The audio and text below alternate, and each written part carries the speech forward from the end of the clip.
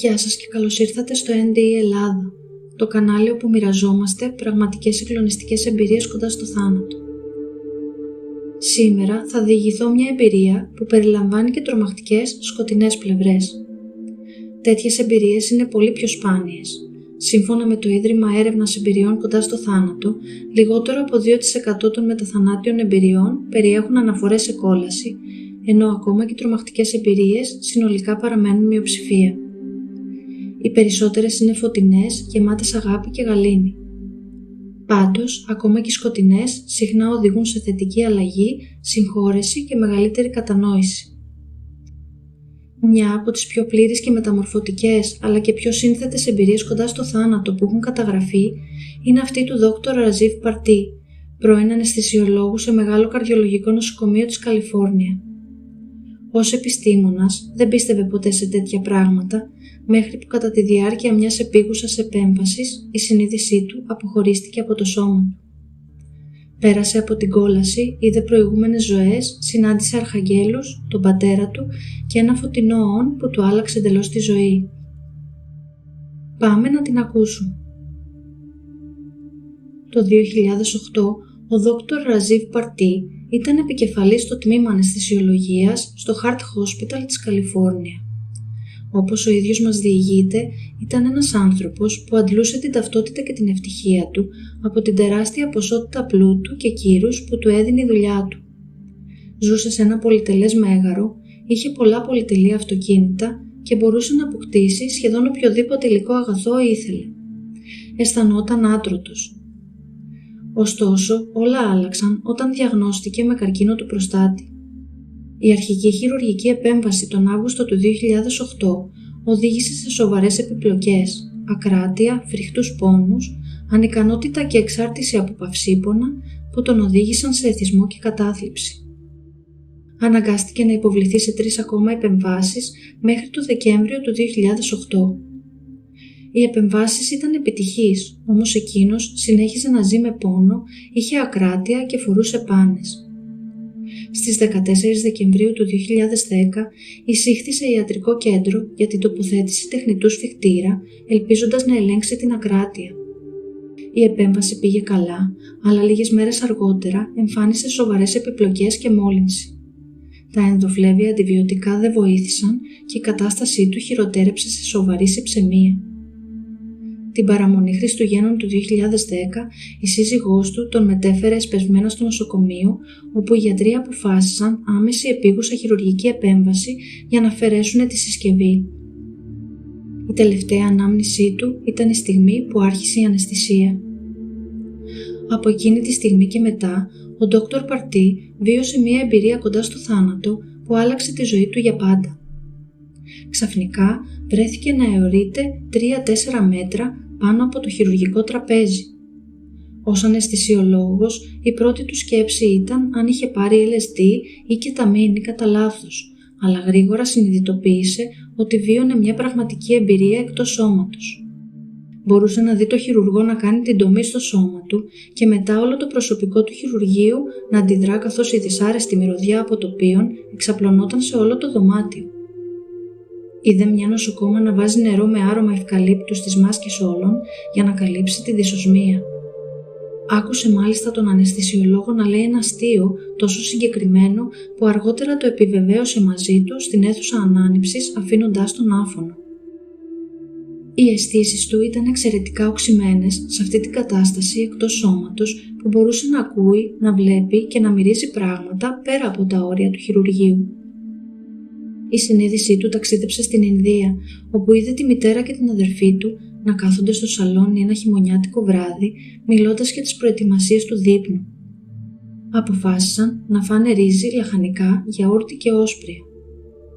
Μπορούσε να δει πως έξω είχε ομίχλη και κρύο και ότι επειδή δεν υπήρχε κεντρική θέρμανση, μια μικρή ηλεκτρική σόμπα ζέστενε το δωμάτιο, ενώ εκείνες ήταν τυλιγμένες για να προστατευτούν από το κρύο.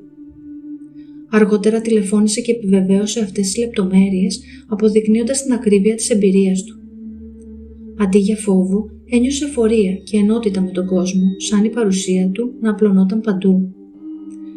Ξαφνικά όμως, η συνείδησή του παρασύρθηκε σε ένα μέρος όπου μενόταν μια μεγάλη φωτιά, Σκοτεινές οντότητες με κέρατα και στραβά δόντια έτρεχαν γύρω του. Τον είχαν σύρει εκεί δια της βίας, ενώ ούρλιαζε και πάλευε να ξεφύγει. Υπήρχαν αστραπές και μαύρα σύννεφα και μια αδιάκοπη άγρια καταιγίδα μενόταν. Στον αέρα πλανιόταν η μυρωδιά καμένου κρέατος. Δεν άργησε να συνειδητοποιήσει ότι βρισκόταν στην κόλαση. Άκουγε άλλες ψυχές να ουρλιάζουν και να υποφέρουν. Βελόνες τον τρυπούσαν. Ο πόνος ήταν αβάσταχτος. Τον έβαλαν να ξαπλώσει σε κρεβάτι με καρφιά και τον βασάνιζαν. Αναρωτήθηκε, γιατί είμαι εδώ, ποιο είναι το κάρμα μου, τι έκανα σε αυτή ή σε προηγούμενη ζωή για να αξίζω αυτή την τιμωρία. Καθώς βίωνε αυτό τον δρόμο, άρχισε να αποκτά μια βαθιά επίγνωση ότι η ζωή του είχε υπάρξει υπερβολικά ελιστική. Όλα περιστρέφονταν γύρω από τον εαυτό του. Όταν γνώριζε κάποιον, η πρώτη του σκέψη ήταν πάντα «Τι μπορώ να πάρω από αυτόν τον άνθρωπο». Η αλήθεια του αποκαλύφθηκε εκεί, μέσα στην κόλαση. Η ζωή του στη γη ήταν άδεια από αγάπη. Δεν καλλιεργούσε τη συμπόνια ή τη συγχώρεση ούτε προς τον εαυτό του ούτε προς τους άλλους. Είχε την τάση να είναι σκληρός, ιδίως απέναντι σε όσους θεωρούσε κατώτερους από αυτόν, κοινωνικά, επαγγελματικά ή ιεραρχικά. Θυμάται να νιώθει τότε βαθιά λύπη για την έλλειψη καλοσύνης προς τους άλλους και να εύχεται να είχε κάνει τα πράγματα διαφορετικά. Μόλις αυτές οι συνειδητοποιήσεις έγιναν ξεκάθαρες μέσα του, το φρικτό εκείνο μέρος, η κόλαση, άρχισε να ξεθοριάζει. Μπροστά του εμφανίστηκε ο πατέρας του με τον παππού του. Ο πατέρας του τον πήρε από το χέρι και τον οδήγησε σε ένα τούνελ. Στο τέλος του υπήρχε ένα λαμπερό λευκό φως. Καθώς προχωρούσε μέσα από το τούνελ, ένιωθε το χρόνο και το χώρο να διαλύονται. Αντιλήφθηκε ότι βρισκόταν σε δύο τόπους, σε δύο καταστάσεις συνείδησης ταυτόχρονα. Μέσα του βίωσε τη Σάντι, κάτι που στα σανσκριτικά σημαίνει την απόλυτη κοσμική γαλήνη, μια κατάσταση πλήρης αρμονίας. Ένιωσε μια ολοκληρωτική αδιατάρακτη ευδαιμονία, μέσα στην οποία αισθάνθηκε την κοσμική ενότητα όλων των όντων και πραγμάτων στο σύμπαν. Αυτός ο χώρος που κατάλαβε ότι ήταν ο παράδεισος ήταν απέραντα γαλήνιος. Οι λέξεις είναι ανεπαρκείς για να τον περιγράψουν. Βρισκόταν μέσα στην παρουσία ενός ήρεμου γεμάτο αγάπη, άμορφου γαλάζιου φωτός, μιας οντότητας που με κάποιο τρόπο ήξερε και ένιωθε ότι ήταν η προσωποποίηση της υπέρτατης αγάπης, της γνώσης και της νοημοσύνης. Ταυτόχρονα βρισκόταν πάλι μέσα στο τούνελ με τον πατέρα του που τον οδηγούσε. Μπορούσε να δει το παρελθόν, το παρόν και το μέλλον του. Είδε τον εαυτό του σε μια προηγούμενη ζωή στην οποία ήταν ένας συνδός πρίγκιπας στην εποχή του Μεσαίωνα που μαστίγωνε χωρίς σύκτο τους φτωχούς. Είδε επίσης τον εαυτό του 200 χρόνια πριν ως Αφγανό αγρότη εθισμένο στα οπιούχα που καλλιεργούσε για βιοπορισμό. Μια βαθιά επίγνωση τον πλημμύρισε. Είδε πως η παρούσα ζωή του αντικατόπτριζε τη συμπεριφορά του από τις προηγούμενες ζωές του. Για άλλη μια φορά συμπεριφερόταν χωρίς αγάπη προς όσους ήταν λιγότερο τυχεροί από αυτόν. Καταχραζόταν τον πλούτο και την κοινωνική του θέση. Ήταν επίσης εθισμένος στα παυσίπονα. Καθώς αυτές οι ενοράσεις αναδύονταν μέσα του, ένα κύμα βαθύτερης συνειδητοποίησης τον τύλιξε. Αν επέστρεφε στη γη, αυτά τα μοτίβα και οι συμπεριφορές του θα έπρεπε να αλλάξουν εντελώς. Τότε ο πατέρας του μίλησε, όχι με λόγια, δεν είδε τα χείλη του να κινούνται, ένιωσε τις λέξεις να αντιχούν μέσα του. Αν κρατάς τη συνείδησή σου καθαρή και είσαι αληθινός με τον εαυτό σου, το σύμπαν και το θείο θα φροντίσουν για σένα.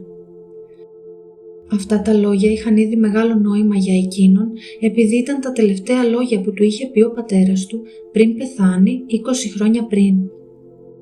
Καθώς τον οδηγούσε μέσα στο τούνελ, κρατώντας το χέρι του σαν μικρό παιδί και πλημμυρίζοντάς τον με εκείνα τα λόγια, ένιωσε μεγάλη γαλήνη και παρηγοριά. Ήξερε πέρα από κάθε αμφιβολία πως εκείνη τη στιγμή η ζωή του έπαιρνε νέα κατεύθυνση.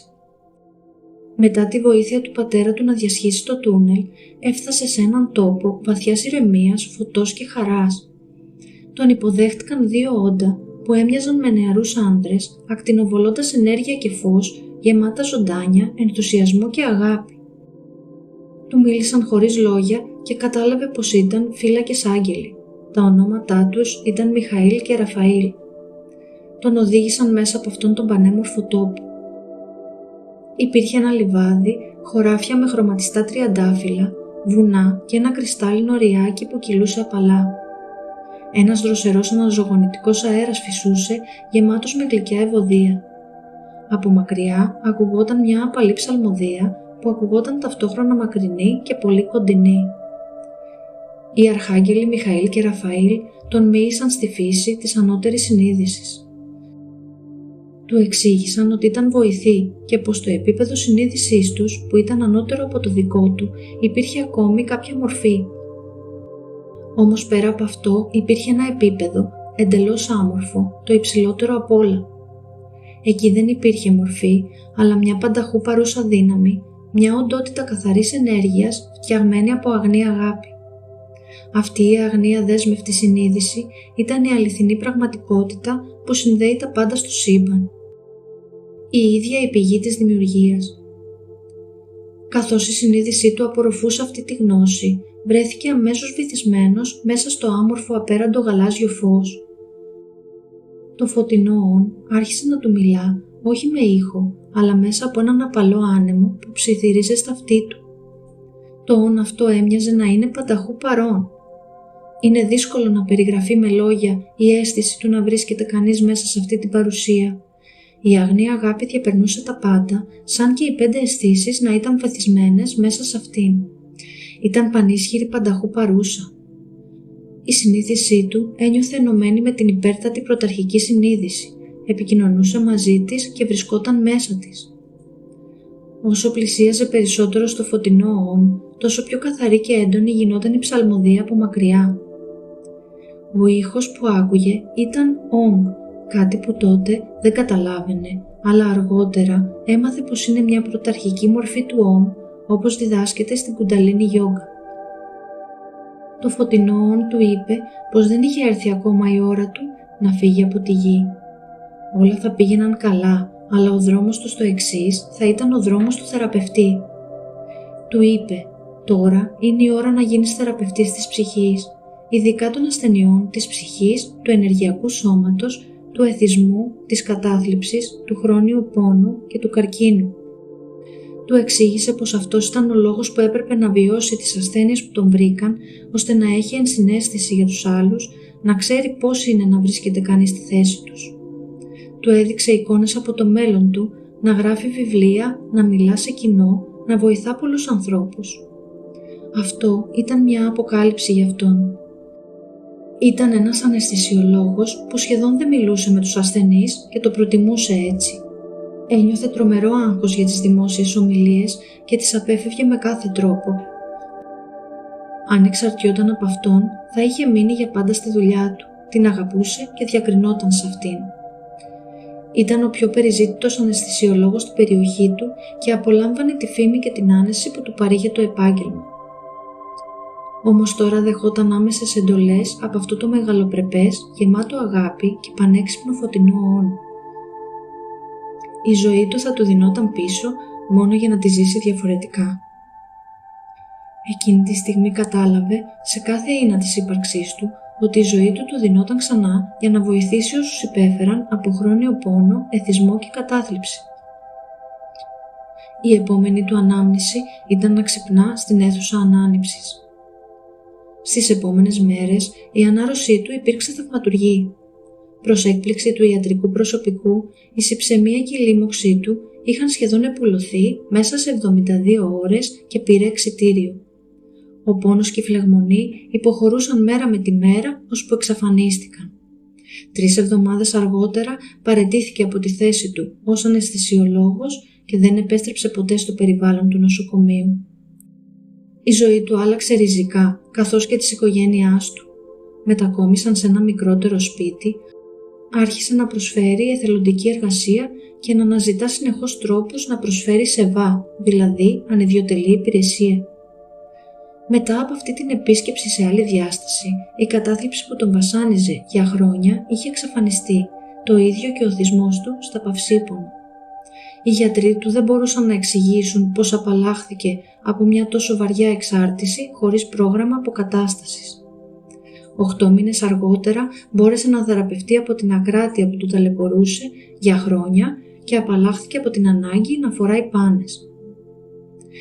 12 μήνες μετά την εμπειρία κοντά στο θάνατο, η ζωή του είχε γίνει αγνώριστη. Είχε παραιτηθεί από την εργασία του, είχε απλοποιήσει τα πάντα και η υγεία του είχε μεταμορφωθεί. Μα πάνω απ' όλα είχε αλλάξει ο χαρακτήρας του. Ήταν πια γεμάτος καλοσύνη, ενσυναίσθηση και σεβασμό. Η μεταθανάτια εμπειρία του τον όθησε να αρχίσει να γράφει και να δίνει σεμινάρια πνευματικής ευεξίας.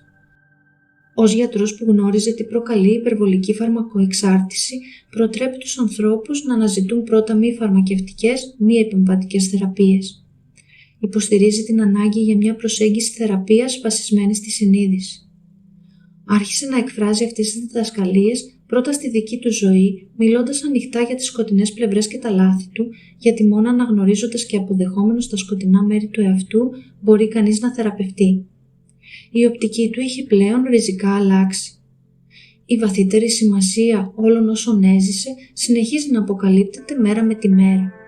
Ακόμα νιώθει συνδεδεμένος με το φωτεινό όν, θυμάται έντονα την εμπειρία της κόλασης, του παραδείσου και το ταξίδι μέσα στο τούνελ με τον πατέρα του.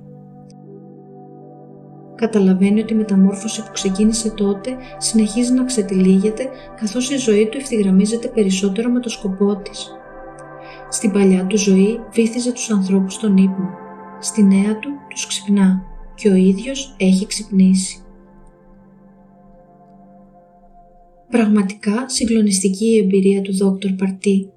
Από έναν σκληρό ηλιστή γιατρό σε έναν άνθρωπο γεμάτο καλοσύνη, ενσυναίσθηση και σκοπό. Μας θυμίζει ότι ακόμα και μέσα από το σκοτάδι μπορεί να βγει φως, συγχώρεση και βαθιά αλλαγή. Αν έχετε βιώσει κι εσείς μια παρόμοια εμπειρία, θα ήθελα πολύ να την ακούσω.